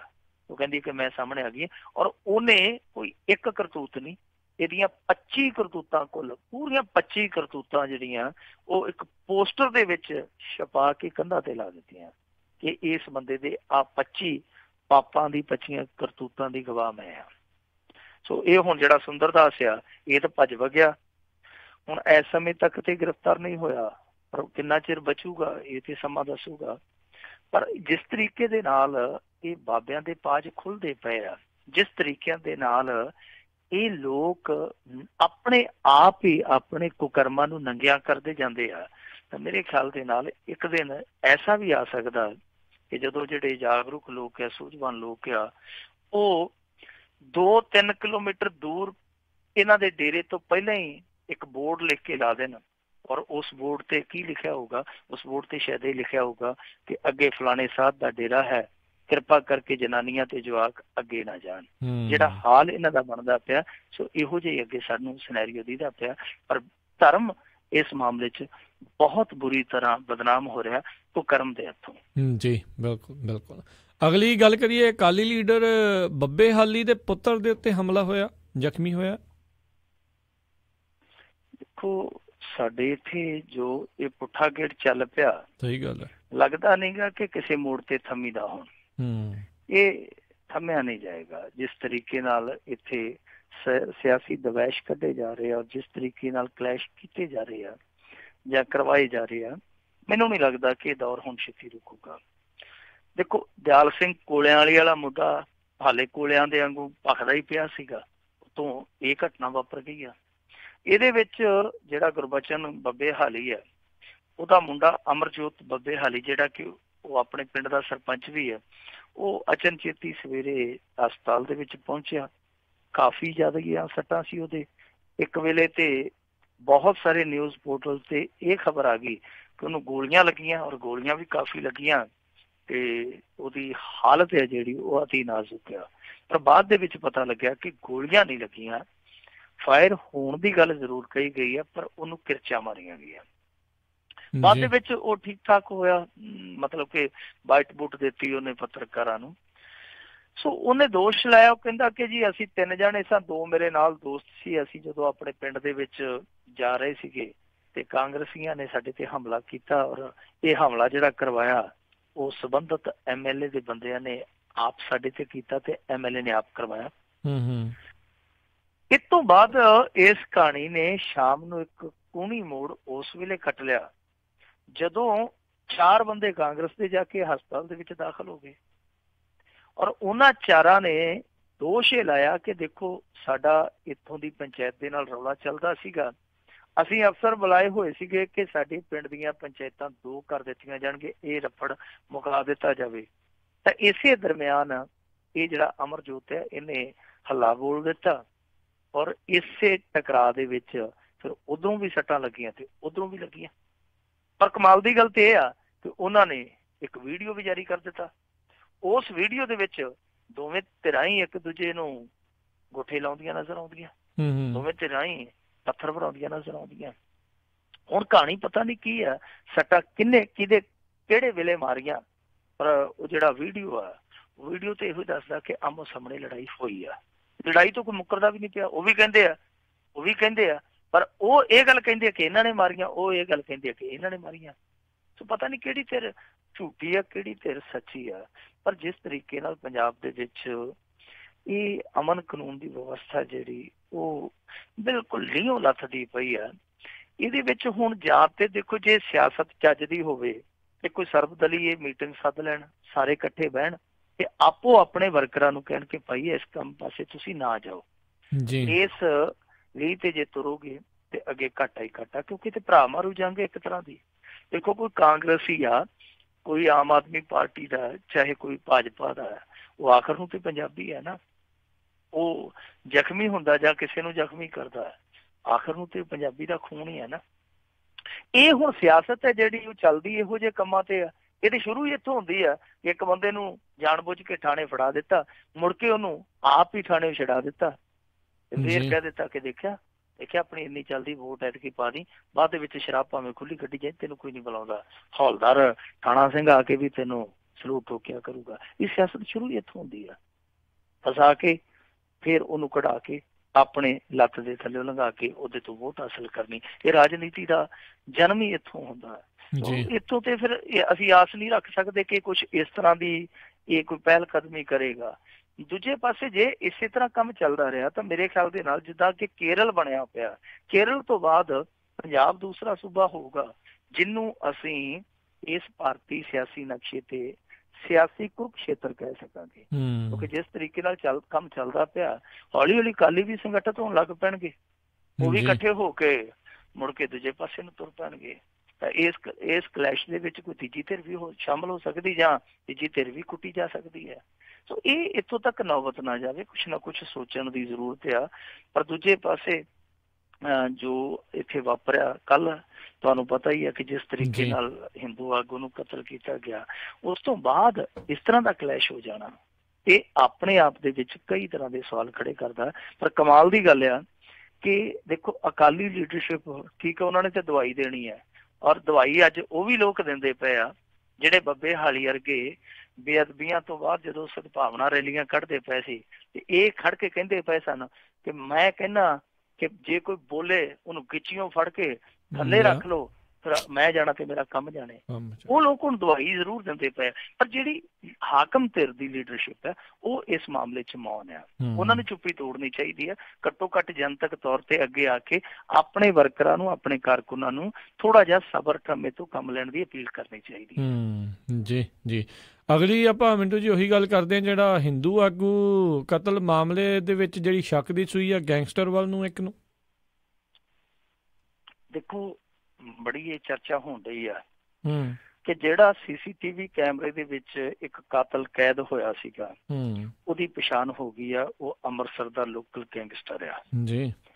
ਹਾਲਾਂਕਿ ਇਹ ਗੱਲ ਸਾਰੇ ਕਹੀ ਜਾਂਦੇ ਸਨ ਕਿ ਇੰਨਾ ਨੰਗੇ ਤੌਰ ਤੇ ਜਿਹੜਾ ਕਤਲ ਕੀਤਾ ਗਿਆ ਇੱਕ ਬੰਦੇ ਵੱਲੋਂ, ਕਿਉਂਕਿ ਇੱਕ ਦਾ ਚਿਹਰਾ ਤੇ ਢਕਿਆ ਸੀ, ਪਰ ਦੂਸਰੇ ਦਾ ਜਿਸ ਤਰੀਕੇ ਨਾਲ ਮੂੰਹ ਖੁੱਲਾ ਸੀਗਾ ਔਰ ਜਿਸ ਤਰੀਕੇ ਨਾਲ ਉਹ ਕੈਮਰੇ 'ਚ ਆਇਆ, ਲੋਕੀ ਮੂੰਹ ਕਹੀ ਜਾਂਦੇ ਸੀਗੇ ਕਿ ਜੇ ਹੁਣ ਵੀ ਪੰਜਾਬ ਪੁਲਿਸ ਇਹਨਾਂ ਬੰਦਿਆਂ ਤੱਕ ਨਹੀਂ ਪਹੁੰਚਦੀ ਤੇ ਫਿਰ ਪੰਜਾਬ ਪੁਲਿਸ ਨੂੰ ਘਰ ਨੂੰ ਭੇਜ ਕੇ ਇਹਨਾਂ ਦੀ ਥਾਂ ਤੇ ਗੁੰਡੇ ਹੀ ਭਰਤੀ ਕਰ ਲੈਣੇ ਚਾਹੀਦੇ। ਘੱਟੋ ਘੱਟ ਉਹਨਾਂ ਨੂੰ ਪਤਾ ਤੇ ਹੁੰਦਾ ਕਿ ਫਲਾਣੇ ਦਾ ਟਿਕਾਣਾ ਕਿੱਥੇ ਆ। ਹੁਣ ਇਹਨਾਂ ਨੇ ਬਹੁਤੀ ਦੇਰ ਨਹੀਂ ਲਾਈ, ਹਾਲਾਂਕਿ ਅਧਿਕਾਰਤ ਤੌਰ ਤੇ ਤਾਂ ਕੋਈ ਪੁਸ਼ਟੀ ਨਹੀਂ ਆਈ, ਪਰ ਬਹੁਤ ਸਾਰੇ ਨਿਊਜ਼ ਪੋਰਟਲ ਆ ਜਿਹੜੇ ਉਹ ਇਸ ਗੱਲ ਦੀ ਪੁਸ਼ਟੀ ਕਰੀ ਜਾਂਦੇ ਆ ਕਿ ਅਸਲ ਦੇ ਵਿੱਚ ਜਿਹੜਾ ਉਹ ਕਾਤਲ ਆ, ਉਹ ਕਾਤਲ ਉੱਥੋਂ ਦਾ ਲੋਕਲ ਗੈਂਗਸਟਰ ਆ, ਤੇ ਜਿਹੜਾ ਜੱਗੂ ਭਗਵਾਨਪੁਰੀਆ ਉਹਦੇ ਗੈਂਗ ਦਾ ਹੀ ਬੰਦਾ ਜੀ। ਹੁਣ ਜੇ ਇਹ ਥਿਊਰੀ ਅੱਗੇ ਜਾ ਕੇ ਹਕੀਕਤ 'ਚ ਬਦਲ ਜਾਂਦੀ ਹੈ, ਜਿਹੜਾ ਦਾਅਵਾ ਕੀਤਾ ਜਾ ਰਿਹਾ ਕਿ ਇਹ ਗੈਂਗਸਟਰ ਲਿੰਕ ਆ, ਤਾਂ ਫਿਰ ਮੇਰੇ ਖਿਆਲ ਦੇ ਨਾਲ ਇਹ ਕਹਾਣੀ ਹੈ ਜਿਹੜੀ ਉਹ ਦੂਸਰਾ ਮੋੜਾ ਵੀ ਕੱਟ ਸਕਦੀ ਆ। ਕਿਉਂਕਿ ਅੰਮ੍ਰਿਤਸਰ ਦੇ ਵਿੱਚ ਇਹ ਜਿਹੜੇ ਬੰਦੇ ਆ, ਇਹਨਾਂ ਦਾ ਕਾਫੀ ਜ਼ੋਰ ਆ ਜਿਹੜੇ ਹਿੰਦੂ ਜਥੇਬੰਦੀਆਂ ਵਾਲੇ ਆ, ਔਰ ਇਹ ਕੋਈ ਸਿੱਧਾ ਪੱਧਰਾ ਇਹ ਨਹੀਂ ਹੈ ਕਿ ਸਿੱਧਾ ਪੱਧਰਾ ਹੀ ਤੁਰੇ ਜਾਂਦੇ ਆ, ਇਹਨਾਂ ਦੇ ਵਿੱਚ ਵੀ ਵਿੰਗ ਵਲਾਵੇਂ ਬਹੁਤ ਆ। ਔਰ ਜਿਹੜਾ ਇਹ ਬੰਦਾ ਹੈ, ਇਹ ਬੰਦਾ ਨਾਲ ਕਾਰੋਬਾਰੀ ਵੀ ਸੀਗਾ, ਔਰ ਕਾਰੋਬਾਰੀ ਅੱਜ ਕੱਲ ਕਿਸ ਤਰ੍ਹਾਂ ਦੇ ਹੁੰਦੇ ਤੁਹਾਨੂੰ ਸਾਰਿਆਂ ਨੂੰ ਪਤਾ। ਹੋ ਸਕਦਾ ਕਿ ਮਸਲਾ ਇਹਨਾਂ ਦਾ ਲੈਣ ਦੇਣ ਦਾ ਹੋਵੇ। ਦੂਜੀ ਚੀਜ਼ ਜਿਹੜੀ ਉਹ ਅਸੀਂ ਕਹਿ ਸਕਦੇ ਹਾਂ ਉਹ ਇਹ ਆ ਕਿ ਇਹ ਵੀ ਹੋ ਸਕਦਾ ਕਿ ਗੈਂਗਸਟਰ ਨੂੰ ਕਿਸੇ ਨੇ ਸਪਾਰੀ ਦਿੱਤੀ ਹੋਵੇ, ਜਾਂ ਤੇ ਕੋਈ ਨਿੱਜੀ ਖੇਡ ਹੋਵੇ, ਜਾਂ ਲੈਣ ਦੇਣ ਦਾ, ਜਾਂ ਸਪਾਰੀ ਦਿੱਤੀ ਹੋਵੇ। ਪਰ ਇਹ ਹੁਣ ਏਜੰਸੀਆਂ ਤੈਅ ਕਰਨਗੀਆਂ, ਪੁੱਛਗਿੱਛ ਵਾਲੇ ਤੈਅ ਕਰ ਸਕਦੇ ਫੜਨ ਤੋਂ ਬਾਅਦ ਉਹਨੂੰ ਕਿ ਕੀ ਵਾਕਿਆ ਇਸ ਮਾਮਲੇ ਦੇ ਵਿੱਚ ਕੋਈ ਨਿੱਜੀ ਰੰਜਿਸ਼ ਸੀ, ਕੋਈ ਲੈਣ ਦੇਣ ਦਾ ਮਾਮਲਾ ਸੀ, ਜਾਂ ਕਿਸੇ ਨੇ ਕਾਂਟਰੈਕਟ ਕਿਲਿੰਗ ਕਰਵਾਈ ਆ। ਤੇ ਜੇ ਕਾਂਟਰੈਕਟ ਕਿਲਿੰਗ ਹੋਈ ਆ, ਇਹਦੇ 'ਚ ਇਹ ਪਤਾ ਲਾਉਣਾ ਚਾਹੀਦਾ ਕਿ ਉਹ ਬੰਦਾ ਕੌਣ ਹੈ ਔਰ ਉਹਦੀ ਭਾਵਨਾ ਕੀ ਆ। ਇਹ ਨਹੀਂ ਹੋਣਾ ਚਾਹੀਦਾ ਕਿ ਫਲਾਣੇ ਬਾਹਰ ਬੈਠੇ ਆ, ਉਹਨਾਂ ਦੇ ਨਾਲ ਹੀ ਤਾਰਾਂ ਜੋੜਦੀਆਂ ਚਾਹੇ ਕੁਛ ਵੀ ਹੋ ਜਾਵੇ। ਇਹ ਚੀਜ਼ ਨਹੀਂ ਹੋਣੀ ਚਾਹੀਦੀ ਕਿ ਤੁਸੀਂ ਸਾਰੀਆਂ ਹੋਰ ਜਵਾਬਦੇਹੀਆਂ ਤੋਂ ਮੁਕਤ ਹੋਣ ਲਈ ਜਾਂ ਹੋਰ ਜ਼ਿੰਮੇਵਾਰੀਆਂ ਤੋਂ ਮੁਕਤ ਹੋਣ ਲਈ ਉਹ ਧੱਕੇ ਨਾਲ ਹੀ ਚੀਜ਼ ਜੋੜ ਦਿਓ। ਇਹ ਹੁਣ ਬਹੁਤ ਵੱਡਾ ਕਲੂ ਇਹਨਾਂ ਦੇ ਹੱਥ 'ਚ ਆ ਗਿਆ। ਜੇ ਇਹ ਸਭ ਕੁਛ ਕੱਲ ਨੂੰ ਅਧਿਕਾਰਤ ਤੌਰ ਤੇ ਪੁਸ਼ਟ ਹੋ ਜਾਂਦਾ ਤਾਂ ਉਸ ਗੈਂਗਸਟਰ ਤੋਂ ਅੱਗੇ ਵੀ ਬਹੁਤ ਸਾਰੇ ਸੁਰਾਖ ਮਿਲ ਸਕਦੇ ਜੇ ਉਹਦੇ ਤੱਕ ਪਹੁੰਚਣ। ਪਰ ਹਾਲ ਦੀ ਘੜੀ ਇਹ ਸਿਰਫ ਕਿਆਫੇ ਆ ਜੋ ਅਸੀਂ ਲਾ ਰਹੇ ਹਾਂ। ਜੇ ਉਹ ਬੰਦਾ ਫੜਿਆ ਜਾਂਦਾ, ਅਸਲ ਦੇ ਵਿੱਚ ਪੁੱਛਗਿੱਛ ਉਸ ਤੋਂ ਬਾਅਦ ਚੱਲਣੀ ਹੈ। ਪੁੱਛਗਿੱਛ ਦਾ ਹੀ ਨਤੀਜਾ ਜੋ ਨਿਕਲੂਗਾ ਉਹ ਹੀ ਤੈਅ ਕਰੂਗਾ ਕਿ ਅਸਲ ਦੇ ਵਿੱਚ ਪਿੱਛੇ ਕਹਾਣੀ ਕੀ ਹੈ। ਪਰ ਇਸ ਵੇਲੇ ਸਭ ਤੋਂ ਵੱਡੀ ਚੁਣੌਤੀ ਹੁਣ ਪੰਜਾਬ ਪੁਲਿਸ ਲਈ ਇਹ ਆ ਕਿ ਬੰਦਾ ਜੇ ਪਛਾਣਿਆ ਗਿਆ, CCTV 'ਚ ਆ ਗਿਆ, ਪਤਾ ਲੱਗ ਗਿਆ ਕਿ ਬੰਦਾ ਕੌਣ ਆ, ਜੇ ਹੁਣ ਵੀ ਉਹਨੂੰ ਨਾ ਫੜ ਪਾਏ ਤੇ ਫਿਰ ਮੈਂ ਜਿਵੇਂ ਅੱਗੇ ਤੁਹਾਨੂੰ ਕਿਹਾ ਕਿ ਫਿਰ ਲੋਕ ਕੋਈ ਨਾ ਕੋਈ ਹੋਰ ਗੱਲ ਬਣਾ ਲੈਣਗੇ ਪੰਜਾਬ ਪੁਲਿਸ ਬਾਰੇ। ਗੱਲਾਂ ਤੋਂ ਬਚਣਾ ਤੇ ਹੁਣ ਇਹਨਾਂ ਨੂੰ ਕੰਮ ਕਰਕੇ ਦਿਖਾਉਣਾ ਪਊ ਜੀ। ਅਗਲੀ ਮਿੰਟੂ ਜੀ ਗੱਲ ਕਰਦੇ ਹਾਂ, ਪੰਜਾਬ ਦੇ ਇੱਕ ਕਾਲਜ 'ਚੋਂ ਡਰੈਸ ਕੋਡ ਦਾ ਮਾਮਲਾ ਸਾਹਮਣੇ ਆਇਆ। ਦੇਖੋ ਆਮ ਤੌਰ ਤੇ ਸਾਡੇ ਪੰਜਾਬ ਦੇ ਵਿੱਚੋਂ ਇਸ ਤਰ੍ਹਾਂ ਦੀਆਂ ਖਬਰਾਂ ਬੜੀਆਂ ਘੱਟ ਆਉਂਦੀਆਂ ਜੀ। ਇਹ ਖਬਰਾਂ ਹਰਿਆਣੇ ਚੋਂ ਆ ਗਈਆਂ ਜਾਂ ਯੂਪੀ ਚੋਂ ਆ ਗਈਆਂ ਜਾਂ ਹੋਰ ਕਿਸੇ ਸਟੇਟ ਚੋਂ ਆ ਜਾਂਦੀਆਂ ਇਸ ਤਰ੍ਹਾਂ ਦੀਆਂ ਡਰੈਸ ਕੋਡ ਵਾਲੀਆਂ ਖਬਰਾਂ ਸਾਡੇ ਪੰਜਾਬ ਦੇ ਵਿੱਚੋਂ ਬਹੁਤ ਘੱਟ ਆਉਂਦੀਆਂ। ਪਰ ਹੁਣ ਪਿਛਲੇ ਕੁਝ ਸਮੇਂ ਤੋਂ ਇੱਥੇ ਸਾਡੇ ਪੰਜਾਬ ਚ ਵੀ ਆਉਣ ਲੱਗ ਪਈਆਂ। ਇੱਥੇ ਤੇ ਇੱਕ ਵਾਰੀ ਮਖੂ ਇੱਕ ਕ੍ਰਿਸਚੀਅਨ ਸਕੂਲ ਦੇ ਵਿੱਚ ਰੌਲਾ ਪੈ ਗਿਆ ਸੀਗਾ ਕਿ ਉਹਨਾਂ ਨੇ ਇੱਕ ਮੁੰਡੇ ਨੂੰ ਪੱਗ ਬੰਨ੍ਹ ਕੇ ਆਉਣ ਤੋਂ ਹੀ ਰੋਕ ਦਿੱਤਾ ਸੀਗਾ। ਜੀ ਜੀ। ਉਹ ਕਹਿੰਦੇ ਸੀਗੇ ਜੀ ਕਿ ਇਹ ਡਰੈਸ ਕੋਡ ਚ ਆਉਂਦੀ ਹੈ, ਸਾਡੇ ਡਰੈਸ ਕੋਡ ਚ ਨਹੀਂ ਆਉਂਦੀ। ਤੇ ਉਹ ਮਾਂ-ਬਾਪ ਕਹਿੰਦਾ ਸੀਗਾ ਕਿ ਜਦੋਂ ਤੁਸੀਂ ਇਹਦੀ ਐਡਮਿਸ਼ਨ ਕਰਾਈ ਉਦੋਂ ਵੀ ਤੇ ਇਹਦੇ ਸਿਰ ਤੇ ਜੂੜਾ ਹੀ ਸੀਗਾ, ਤੁਸੀਂ ਉਦੋਂ ਨਹੀਂ ਸੀ ਵੇਖ ਸਕਦੇ ਕਿ ਤੁਹਾਡੇ ਡਰੈਸ ਕੋਡ ਦੇ ਮੁਤਾਬਕ ਇਹ ਬੱਚਾ ਫਿੱਟ ਬੈਠਦਾ ਜਾਂ ਨਹੀਂ ਬੈਠਦਾ। ਸੋ ਇੱਥੇ ਇਸ ਤਰ੍ਹਾਂ ਦੇ ਹੁਣ ਮਸਲੇ ਉੱਠਣ ਲੱਗ ਪਏ ਆ। ਔਰ ਜਿਹੜਾ ਇਹ ਮਸਲਾ ਇਹ ਤੇ ਹੈਰਾਨ ਕਰਨ ਵਾਲਾ, ਵੈਸੇ ਇਹ ਮੈਡੀਕਲ ਕਾਲਜ ਅੰਮ੍ਰਿਤਸਰ ਦਾ ਜਿਹੜਾ ਕਿ ਗੌਰਮੈਂਟ ਮੈਡੀਕਲ ਕਾਲਜ ਹੈ, ਉੱਥੇ ਜਿਹੜਾ ਕਾਲਜ ਪ੍ਰਬੰਧਨ ਆ ਉਹਨੇ ਇਹ ਹਦਾਇਤ ਕੀਤੀ ਹੈ ਕਿ ਲੜਕੀਆਂ ਜਿਹੜੀਆਂ ਉਹ ਛੋਟੇ ਕੱਪੜੇ ਨਹੀਂ ਪਹਿਨ ਸਕਦੀਆਂ। ਖਾਸ ਤੌਰ ਤੇ ਹੋਸਟਲ 'ਚ ਰਹਿਣ ਵਾਲੀਆਂ ਕੁੜੀਆਂ ਜਿਹੜੀਆਂ ਉਹ ਛੋਟੇ ਕੱਪੜੇ ਪਹਿਨ ਕੇ, ਜਿਹੜੀਆਂ ਸਕਰਟ ਵਗੈਰਾ ਹੁੰਦੀਆਂ ਸ਼ਾਰਟ ਵਗੈਰਾ ਜਿਹਨੂੰ ਕਹਿੰਦੇ ਆ, ਕਿ ਉਹ ਪਹਿਨ ਕੇ ਨਾ ਤੇ ਮੈਸ ਦੇ ਵਿੱਚ ਜਾ ਸਕਦੀਆਂ, ਨਾ ਕਾਲਜ ਕੈਂਪਸ ਦੇ ਵਿੱਚ ਜਾ ਸਕਦੀਆਂ, ਨਾ ਹੀ ਬਾਹਰ ਤੁਰ ਫਿਰ ਸਕਦੀਆਂ। ਯਾਨੀ ਕੋਈ ਵੀ ਸ਼ਾਰਟ ਪਹਿਨ ਕੇ ਉਹ ਬਾਹਰ ਨਹੀਂ ਜਾ ਸਕਦੀਆਂ। ਸੋ ਇਸ ਤਰ੍ਹਾਂ ਦੀ ਪਾਬੰਦੀ ਜਿਹੜੀ ਉਹਨਾਂ ਤੇ ਐਡ ਕੀਤੀ ਗਈ ਆ।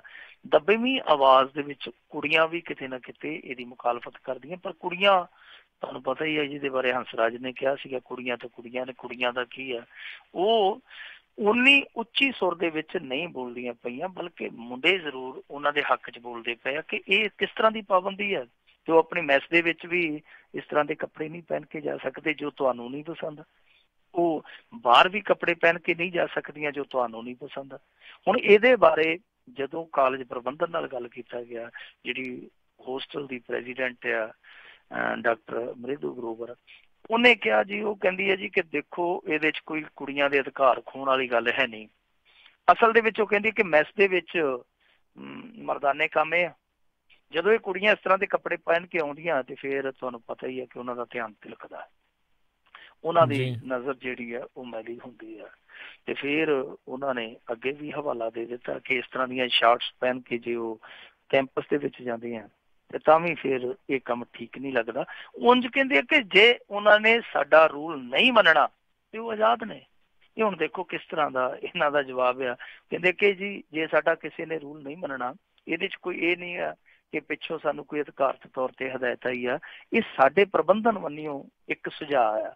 ਫਿਰ ਉਹ ਰੂਲ ਤੋਂ ਸੁਝਾਅ ਤੇ ਆ ਗਏ ਕਿ ਇੱਕ ਸੁਝਾਅ ਹੈ, ਜੇ ਕਿਸੇ ਨੇ ਮੰਨਣਾ ਉਹਦੀ ਮਰਜ਼ੀ ਹੈ। ਪਰ ਮੇਰੇ ਖਿਆਲ ਦੇ ਨਾਲ ਇੱਕ ਵਾਰੀ ਫਿਰ ਇਹ ਇਸੇ ਤਰ੍ਹਾਂ ਦੀ ਬਹਿਸ ਦਾ ਹੀ ਵਿਸ਼ਾ ਕਿ ਹਰੇਕ ਚੀਜ਼ ਜਿਹੜੀ ਆ ਕੁੜੀਆਂ ਤੇ ਕਿਉਂ ਥੋਪੀ ਜਾਂਦੀ ਹੈ। ਹਾਲਾਂਕਿ ਚਲੋ ਠੀਕ ਆ, ਉਹ ਇੱਕ ਜਿਹੜੀ ਆਪਣੀ ਪਰਵਰਿਸ਼ ਹੁੰਦੀ ਉਹਦਾ ਵੀ ਹਿੱਸਾ ਹੁੰਦਾ ਕਿ ਖਾਈਏ ਮਨ ਪਾਉਂਦਾ, ਪਹਿਨੀਏ ਜੱਗ ਪਾਉਂਦਾ, ਸਾਡੀ ਸੰਸਕ੍ਰਿਤੀ ਦਾ ਵੀ ਹਿੱਸਾ ਹੈ। ਉਹ ਇੱਕ ਠੀਕ ਹੈ ਕਿ ਪਹਿਰਾਵੇ ਨੂੰ ਲੈ ਕੇ ਅਸੀਂ ਬੱਚੇ ਨੂੰ ਸਮਝਾਉਂਦੇ ਹਾਂ, ਵੱਡੇ ਹੋਏ ਬੱਚੇ ਨੂੰ ਵੀ ਸਮਝਾਉਂਦੇ ਹਾਂ ਕਿ ਉਹਨੇ ਕੀ ਪਾਉਣਾ, ਕਿਹੋ ਜਿਹਾ ਪਾਉਣਾ, ਕਿੱਦਾਂ ਪਾਉਣਾ, ਕਿਹੜੇ ਸਮੇਂ ਤੇ ਕੀ ਪਾਉਣਾ। ਅਸੀਂ ਗਾਈਡ ਜ਼ਰੂਰ ਕਰ ਸਕਦੇ ਹਾਂ, ਪਰ ਕਿਸੇ ਨੂੰ ਕਿਸੇ ਤੇ ਇਹ ਚੀਜ਼ ਥੋਪ ਥੋੜੀ ਸਕਦੇ ਹਾਂ ਕਿ ਭਾਈ ਤੂੰ ਆਹੀ ਪਾਉਣਾ ਜੋ ਸਾਨੂੰ ਚੰਗਾ ਲੱਗਦਾ। ਪਰ ਇਹ ਸਭ ਕੁਛ ਕੁੜੀਆਂ ਤੇ ਕਿਉਂ ਥੋਪਿਆ ਜਾਂਦਾ? ਜੇ ਇੱਕ ਗਰਲ ਹੋਸਟਲ ਆ, ਗਰਲ ਹੋਸਟਲ ਦੇ ਵਿੱਚ ਜਿਹੜੇ ਕਾਮੇ ਆ ਉਹ ਮਰਦਾਨੇ ਕਾਮੇ ਰੱਖੇ ਆ, ਤੇ ਉਹਨਾਂ ਦੀ ਜਗ੍ਹਾ ਤੇ ਤੁਸੀਂ ਲੇਡੀਜ਼ ਕੁੱਕ ਵੀ ਰੱਖ ਸਕਦੇ ਹੋ ਨਾ ਜੀ। ਤੁਸੀਂ ਉਹ ਚੀਜ਼ਾਂ ਨਹੀਂ ਕਰ ਸਕਦੇ, ਤੁਸੀਂ ਇਹ ਕਰ ਸਕਦੇ ਹੋ ਕਿ ਹਾਂਜੀ ਕੁੜੀਆਂ ਜਿਹੜੀਆਂ ਬੁਰਕਾ ਪਾ ਲੈਣ, ਕੁੜੀਆਂ ਬੁਰਕਾ ਪਾਉਣ ਕੇ ਕੈਦ ਹੋ ਜਾਣ ਕੱਪੜੇ 'ਚ, ਉਹਨਾਂ ਦਾ ਕੱਪੜਾ ਜਿਹੜਾ ਉਹ ਵੱਧਦਾ ਜਾਵੇ। ਹਾਂ, ਜਿਹੜੀਆਂ ਮੈਲੀਆਂ ਨਜ਼ਰ ਆਣ ਉਹ ਨਹੀਂ ਤੁਸੀਂ ਠੀਕ ਕਰ ਸਕਦੇ। ਯਾਨੀ ਜੋ ਵੀ ਕਰਨਾ, ਜੋ ਵੀ ਪਾਬੰਦੀ ਲਾਉਣੀ ਹੈ, ਕੁੜੀਆਂ ਤੇ ਪਾਬੰਦੀ ਲਾਉਣੀ ਹੈ। ਇਹ ਨਹੀਂ ਕਹਿਣਾ ਕਿ ਸਾਡਾ ਪ੍ਰਬੰਧਨ ਹੈ ਜਿਹੜਾ ਉਹ ਠੀਕ ਹੋਵੇ। ਸੋ ਇਸ ਤਰ੍ਹਾਂ ਦਾ ਇਹ ਮਾਮਲਾ ਹੈ। ਹਾਲਾਂਕਿ ਇਸ ਮਾਮਲੇ ਤੇ ਕਾਫੀ ਬਹਿਸ ਹੋਣ ਡਈ ਹੈ। ਕੁਛ ਲੋਕ ਇਹਨੂੰ ਜਾਇਜ਼ ਵੀ ਠਹਿਰਾ ਰਹੇ ਆ ਕਿ ਇਹ ਨਹੀਂ ਮਤਲਬ ਕਿ ਕੁੜੀਆਂ ਜੋ ਕੁਝ ਮਰਜ਼ੀ ਪਾ ਲੈਣ, ਪਰ ਕੁਛ ਲੋਕ ਵਿਰੋਧ ਕਰਦੇ ਪਏ ਆ ਕਿ ਇਸ ਤਰ੍ਹਾਂ ਕਿਸੇ ਨੂੰ ਅਸੀਂ ਪਹਿਰਾਵੇ ਦੀ ਬੰਦਿਸ਼ 'ਚ ਨਹੀਂ ਬੰਨ ਸਕਦੇ। ਪਰ ਉਹ ਜਿਵੇਂ ਆਂਦੇ ਹੁੰਦੇ ਨਾ ਕਿ 100 ਸਿਆਣੇ ਇੱਕੋ ਮੱਤ, ਮੂਰਖ ਆਪੋ ਆਪਣੀ। ਇੱਥੇ ਬਹੁਤੀ ਜਿਹੜੇ ਉਹ ਮੱਤ ਰੱਖਦੇ ਆ ਜਿਨ੍ਹਾਂ ਦੀ ਆਪੋ ਆਪਣੀ ਹੈ। 100 ਸਿਆਣੇ ਵਾਲੀ ਜਿਹੜੀ ਗੱਲ ਆ ਉਹ ਬਹੁਤ ਘੱਟ ਇੱਥੇ ਵੇਖਣ ਨੂੰ ਮਿਲਦੀ ਹੈ। ਸਾਰਿਆਂ ਦੀ ਮੱਤ ਆਪੋ ਆਪਣੀ ਹੈ। ਆਪੋ ਆਪਣੀ ਹੁਣ ਕਿਹਨਾਂ ਦੀ ਹੈ ਤੁਸੀਂ ਆਪ ਅੰਦਾਜ਼ਾ ਲਾ ਲਓ। ਪਰ ਇਹ ਜਿਹੜੀ ਬੇਲੋੜੀ ਬਹਿਸ ਆ ਇੱਕ ਵਾਰੀ ਫੇਰ ਪੰਜਾਬ ਦੇ ਵਿੱਚ ਕਾਫੀ ਪੱਕ ਗਈ ਹੈ। ਜੀ ਜੀ। ਅਗਲੀ ਆਪਾਂ ਮਿੰਟੂ ਜੀ ਗੱਲ ਕਰਦੇ ਹਾਂ ਹੁਣ ਹਾਕੀ ਦੇ ਏਸ਼ੀਆ ਕੱਪ ਵਿੱਚ ਬੀਬੀਆਂ ਨੇ ਸ਼ੁਰੂ ਕੀਤੀ ਜ਼ੋਰਦਾਰ ਮੁਹਿੰਮ। ਹਾਂ, ਦੇਖੋ ਸਾਡੇ ਮੁੰਡਿਆਂ ਨੇ ਏਸ਼ੀਆ ਕੱਪ ਦੇ ਵਿੱਚ ਕਮਾਲ ਦੀ ਖੇਡ ਦਿਖਾਈ ਜੀ, ਔਰ ਵੈਸੇ ਵੀ ਮੁੰਡਿਆਂ ਨੇ ਇਕੱਲੇ ਏਸ਼ੀਆ ਕੱਪ ਦੇ ਵਿੱਚ ਨਹੀਂ, ਚੈਂਪੀਅਨਸ ਟਰਾਫੀ ਦੇ ਵਿੱਚ ਪਿਛਲੇ ਸਾਲ ਉਹਨਾਂ ਨੇ ਤੀਜਾ ਥਾਂ ਹਾਸਲ ਕਰ ਲਿਆ ਸੀਗਾ, ਜੋ ਕਿ ਬਹੁਤ ਵੱਡੀ ਪ੍ਰਾਪਤੀ ਹੈ। ਇਸ ਸਮੇਂ ਵੀ ਉਹਨਾਂ ਦੀ ਵਰਲਡ ਰੈਂਕਿੰਗ ਹੈ ਜਿਹੜੀ, ਦਰਜਾਬੰਦੀ ਹੈ ਜਿਹੜੀ, ਉਹ 6ਵੇਂ-7ਵੇਂ ਨੰਬਰ ਦੀ ਹੈ, ਜਿਹੜੀ ਕਿ ਉਹਨਾਂ ਲਈ ਇੱਕ ਪ੍ਰਾਪਤੀ ਅਚੀਵਮੈਂਟ ਆ ਕਿ ਵਰਲਡ ਦੀਆਂ ਟੌਪ ਦੀਆਂ 5-7 ਟੀਮਾਂ 'ਚ ਆ ਜਾਂਦੇ ਆ, ਹਮੇਸ਼ਾ ਮੌਜੂਦ ਰਹਿੰਦੇ ਆ ਔਰ ਬਹੁਤ ਸਟਰੋਂਗ ਟੀਮ ਹੈ ਮੁੰਡਿਆਂ ਦੀ। ਪਰ ਬਾਵਜੂਦ ਇਸ ਦੇ ਮੁੰਡਿਆਂ ਦੇ ਖੇਡ ਨਿਖਰਦੀ ਪਈ ਆ, ਕੁੜੀਆਂ ਦੀ ਵੀ ਗੇਮ ਜਿਹੜੀ ਆ ਉਹ ਘੱਟ ਨਹੀਂ ਨਿਖਰਦੀ ਪਈ। ਹਾਲਾਂਕਿ ਉਹਨਾਂ ਤੇ ਧਿਆਨ ਬਹੁਤ ਘੱਟ ਜਾਂਦਾ, ਵੈਸੇ ਵੀ ਹਾਕੀ ਤੇ ਧਿਆਨ ਅੱਜ ਕੱਲ੍ਹ ਸਾਡਾ ਘੱਟ ਰਹਿੰਦਾ, ਕ੍ਰਿਕਟ ਤੇ ਜ਼ਿਆਦਾ ਰਹਿੰਦਾ, ਪਰ ਫਿਰ ਵੀ ਇੱਕ ਚੀਜ਼ ਵੇਖਣ ਵਾਲੀ ਕਿ ਮੁੰਡੇ ਸਾਡਾ ਧਿਆਨ ਖਿੱਚਦੇ ਆ। ਪਰ ਕੁੜੀਆਂ ਜਿਹੜੀਆਂ ਉਹ ਇਸ ਮਾਮਲੇ 'ਚ ਥੋੜ੍ਹੀਆਂ ਜਿਹੀਆਂ ਕਹਿ ਸਕਦੇ ਹਾਂ ਕਿ ਉਹ ਇੰਨੀਆਂ ਕਰਮਾਂ ਵਾਲੀਆਂ ਨਹੀਂ ਹੈ ਕਿ ਲੋਕ ਜਿਹੜੇ ਆ ਉਹਨਾਂ ਨੂੰ ਉਤਸ਼ਾਹਿਤ ਕਰਨ। ਇੱਥੇ ਹੁਣ ਜਿਹੜਾ ਹਾਕੀ ਮੁਕਾਬਲਾ ਚੱਲਦਾ ਪਿਆ ਏਸ਼ੀਆ ਕੱਪ, ਉਸ ਏਸ਼ੀਆ ਕੱਪ ਦੇ ਵਿੱਚ ਕੱਲ ਭਾਰਤ ਦੀਆਂ ਕੁੜੀਆਂ ਨੇ ਪਹਿਲਾਂ ਤੇ ਚੀਨ ਨੂੰ 4-1 ਨਾਲ ਹਰਾਇਆ। ਚੀਨ ਬਹੁਤ ਮਜ਼ਬੂਤ ਟੀਮ ਹੈ ਏਸ਼ੀਆ ਦੇ ਵਿੱਚ। ਦੂਜੇ ਨੰਬਰ ਤੇ ਅੱਜ ਇਹਨਾਂ ਨੇ ਮਲੇਸ਼ੀਆ ਨੂੰ ਹਰਾ ਦਿੱਤਾ 4-2 ਦੇ ਨਾਲ। ਸੋ ਇਹ ਜਿਹੜਾ ਏਸ਼ੀਆ ਕੱਪ ਜਾਪਾਨ ਦੇ ਵਿੱਚ ਹੁੰਦਾ ਪਿਆ, ਹੁਣ ਤੱਕ ਇਹਨਾਂ ਨੇ ਜਿੰਨੇ ਮੈਚ ਖੇਡੇ ਸਾਰੇ ਜਿੱਤੇ ਆ ਕੁੜੀਆਂ ਨੇ। ਟੌਪ ਦੀ ਇਹਨਾਂ ਦੀ ਦਰਜਾਬੰਦੀ ਹੈ, ਜਿਹੜਾ ਇਹਨਾਂ ਦਾ ਗਰੁੱਪ ਹੈ ਇਸ ਸਮੇਂ, ਉਸ ਗਰੁੱਪ ਦੇ ਵਿੱਚ ਇਹ ਟੌਪ ਤੇ ਨੇ। ਲੱਗਦਾ ਇਹ ਆ ਕਿ ਇਹ ਬਹੁਤ ਆਸਾਨੀ ਦੇ ਨਾਲ ਫਾਈਨਲ ਤੱਕ ਪਹੁੰਚ ਜਾਣਗੀਆਂ। ਜੇ ਪਹੁੰਚ ਜਾਂਦੀਆਂ ਤੇ ਮੁੜ ਕੇ ਉੱਥੇ ਜਾ ਕੇ ਇਹ ਖਿਤਾਬ ਨੂੰ ਹੱਥ ਪਾ ਲੈਂਦੀਆਂ ਤੇ ਮੇਰੇ ਖਿਆਲ ਦੇ ਨਾਲ ਇਹ ਭਾਰਤੀ ਹਾਕੀ ਲਈ ਸੋਨੇ ਤੇ ਸੁਹਾਗੇ ਵਾਲੀ ਗੱਲ ਹੋਊਗੀ ਕਿ ਮੁੰਡੇ ਪਹਿਲਾਂ ਵਰਲਡ ਏਸ਼ੀਆ ਕੱਪ ਜਿੱਤ ਲਿਆ, ਬਾਅਦ ਦੇ ਵਿੱਚ ਕੁੜੀਆਂ ਏਸ਼ੀਆ ਕੱਪ ਜਿੱਤ ਲਿਆਉਣ। ਸੋ ਇਹ ਇਕੱਲਾ ਏਸ਼ੀਆ ਤੱਕ ਫਿਰ ਕਾਫਲਾ ਨਹੀਂ ਰੁਕਣਾ ਚਾਹੀਦਾ, ਇਸ ਕਾਫਲੇ ਨੂੰ ਅੱਗੇ ਵਧਣਾ ਚਾਹੀਦਾ। ਪਰ ਕੁੜੀਆਂ ਜਿੱਦਾਂ ਦੀ ਖੇਡ ਦਿਖਾ ਰਹੀਆਂ, ਉਹ ਉਹਨਾਂ ਦਾ ਜਿਹੜਾ ਜੁਝਾਰੂਪਨ ਆ, ਜੋ ਉਹਨਾਂ ਦੀ ਉੱਥੇ ਸਟਰੈਂਥ ਦੇਖਣ ਨੂੰ ਮਿਲਦੀ ਪਈ ਹਾਕੀ ਦੇ ਵਿੱਚ, ਉਹ ਬਾ ਕਮਾਲ ਆ। ਸੋ ਅਸੀਂ ਕਹਿ ਸਕਦੇ ਹਾਂ ਕਿ ਇਹ ਦੋਹਰੀ ਖੁਸ਼ੀ ਸਾਨੂੰ ਮਿਲ ਸਕਦੀ ਹੈ। ਪਰ ਕੁੜੀਆਂ ਜਿਹੜੀਆਂ ਵਾਕਿਆ ਕਮਾਲ ਕਰੀ ਜਾਂਦੀਆਂ ਹਾਕੀ 'ਚ। ਜੀ ਜੀ ਜੀ। ਤੇ ਮਿੰਟੂ ਜੀ, ਬਹੁਤ ਬਹੁਤ ਤੁਹਾਡਾ ਧੰਨਵਾਦ ਕਰਦੇ ਹਾਂ, ਤੁਸੀਂ ਸਾਡੇ ਨਾਲ ਜੁੜੇ, ਇਹਨਾਂ ਖਬਰਾਂ ਬਾਰੇ ਸਾਨੂੰ ਵਿਸਥਾਰ ਦੇ ਵਿੱਚ ਜਾਣਕਾਰੀਆਂ ਦਿੱਤੀਆਂ। ਅਗਲੀ ਵਾਰ ਤੱਕ ਲਈ ਤੁਹਾਡਾ ਬਹੁਤ ਬਹੁਤ ਧੰਨਵਾਦ, ਬਹੁਤ ਮਿਹਰਬਾਨੀ। ਸਤਿ ਸ਼੍ਰੀ ਅਕਾਲ ਜੀ। ਸ਼ੁਕਰੀਆ। ਇਸ ਉੱਤੇ ਇੱਥੇ ਸਾਡਾ ਅੱਜ ਦਾ ਇਹ ਪ੍ਰੋਗਰਾਮ ਸਮਾਪਤ ਹੈ। ਮਿਲਾਂਗੇ ਅਗਲੇ ਬੁਲੇਟਿਨ 'ਚ। ਉਦੋਂ ਤੱਕ ਲਈ ਤੁਹਾਨੂੰ ਸਾਰਿਆਂ ਨੂੰ ਬਹੁਤ ਪਿਆਰ ਸਤਿਕਾਰ ਸਹਿਤ ਧੰਨਵਾਦ ਜੋੜ ਕੇ ਨਿੱਘੀ ਜਿਹੀ ਸਤਿ ਸ਼੍ਰੀ ਅਕਾਲ। ਜਿਹਨੇ ਵਾਸਤੇ ਰਹੋ, ਹੱਸਦੇ ਖੇਲਦੇ ਰਹੋ, ਸੁਣਦੇ ਰਹੋ ਜੀ ਪੰਜਾਬੀ ਰੇਡੀਓ USA।